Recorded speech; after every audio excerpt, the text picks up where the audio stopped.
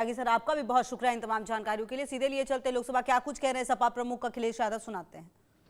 ये वंदे मातरम जिस तरह के हमारे पूर्व में कांग्रेस पार्टी के नेता गौरव गोगोई ने जो बात रखी, उस भावना से जोड़ता हुआ और वंदे मातरम की भावना से जुड़ता हुआ जिस समय कलकत्ता के कांग्रेस के अधिवेशन में रविन्द्रनाथ टैगोर जी ने गाना गाया, गीत गाया, उसके बाद लोकप्रियता इसकी आम लोगों के बीच पहुंच गई।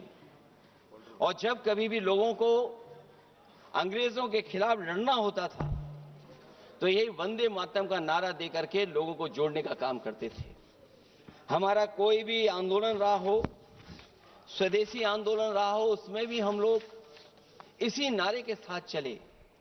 वंदे मातरम को लेकर के हम लोग इतना देश को एकजुट कर दिए कि अंग्रेज घबराने लगे। और जब अंग्रेज घबराने लगे तो जहां कहीं भी वो देखते थे कि ये नारा लग रहा है, वहां पर देशद्रोही का कानून लगाकर लोगों को जेल भेज देते।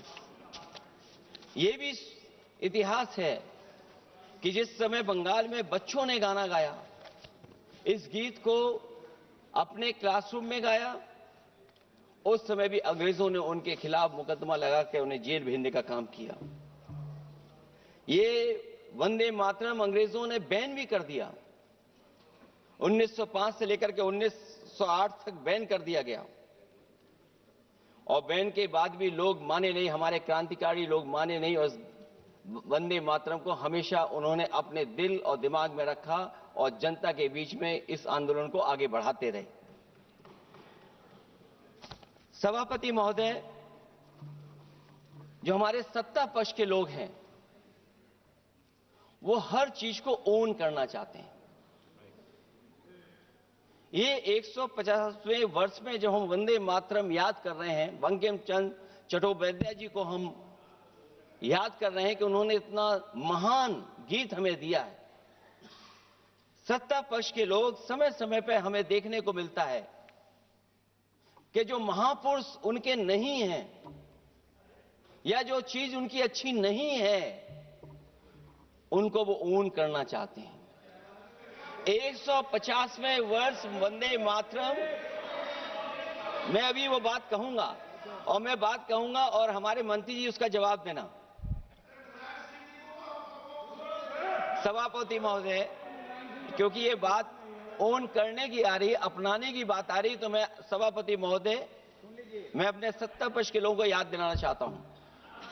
सत्ता पक्ष के लोगों की जो पार्टी आज है, भारतीय जनता पार्टी, जिस समय गठन हो रहा था, हमारे मुंबई और महाराष्ट्र के लोग जानते होंगे कि जिस समय गठन की चर्चा थी, उस समय आपके जो अध्यक्ष चुने गए थे, उनको जो भाषण देना है उस पर भी बहस चल रही थी।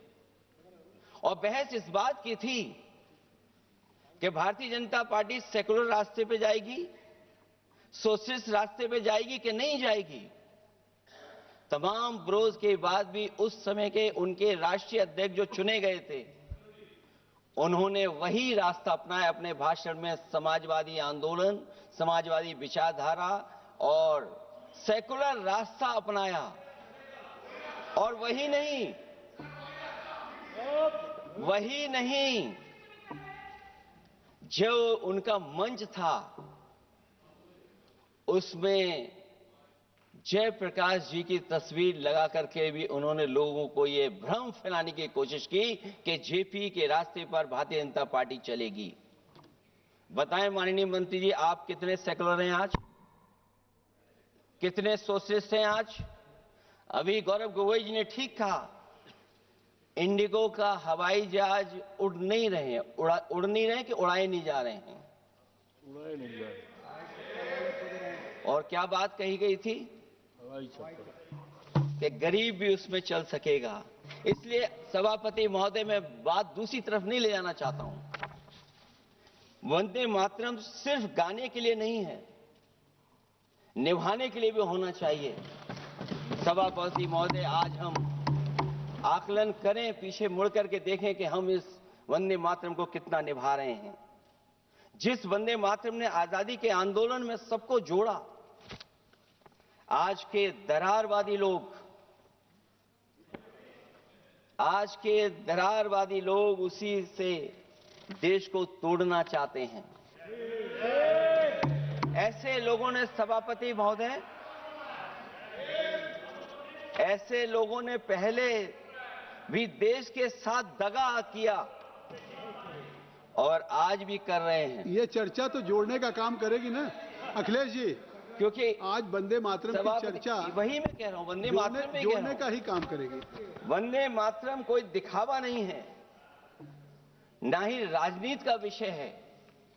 क्योंकि सभापति महोदय, हम जब ये चीज इनके विचारों से, इनके भाषणों से जब बाहर सुनते हैं तो ऐसा लगता है कि वंदे मातरम इन्हीं का बनवाया हुआ गाना है। जिन्होंने सभापति महोदय, जिन्होंने आजादी के आंदोलन में भाग ही नहीं लिया है, वो वंदे मातरम का महत्व क्या जानेंगे। सच तो यह है कि सरफरोश लोग वंदे मातरम दिल से बोलते थे। उन आजादी के दीवानों के खिलाफ कुछ लोग अंग्रेजों के लिए जासूसी और मुखबिरी का भी काम करते थे। दरअसल ये राष्ट्रवादी नहीं बल्कि राष्ट्र विवादी लोग हैं।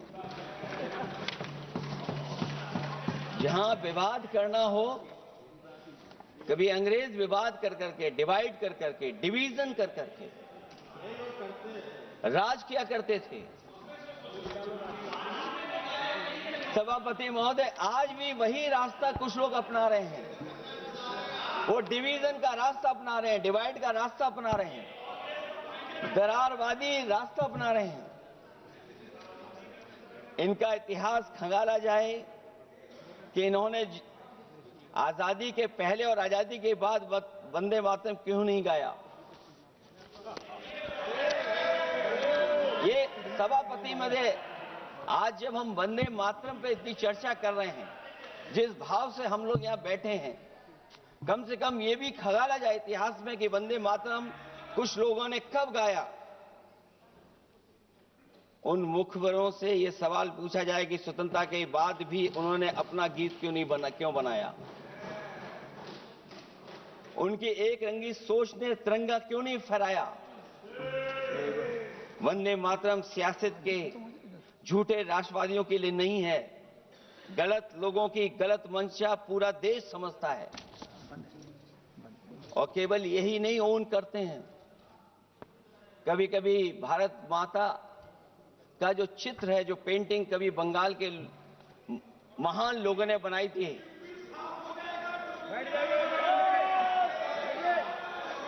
सभापति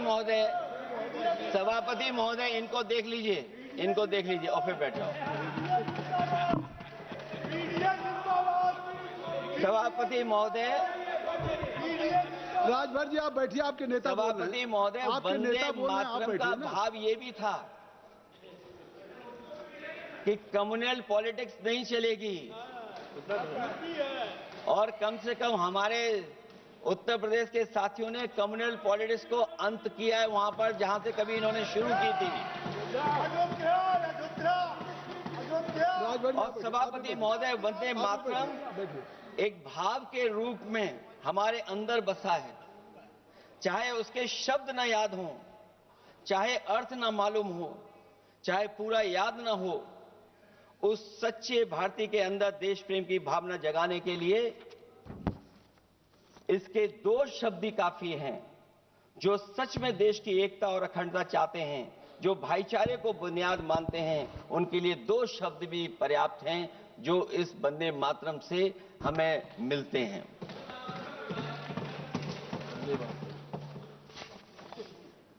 दूसरा किस्सा सुना दो अध्यक्ष महोदय।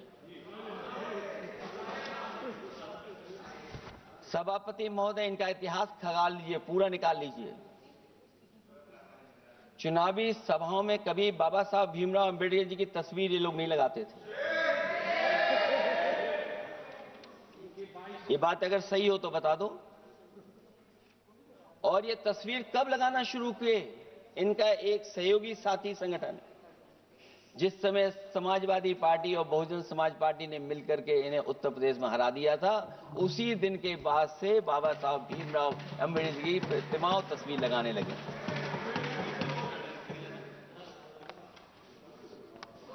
इसलिए सभापति महोदय, ये वंदे मातरम केवल गीत नहीं है, गीत के साथ साथ आज हमें ऊर्जा भी देता है।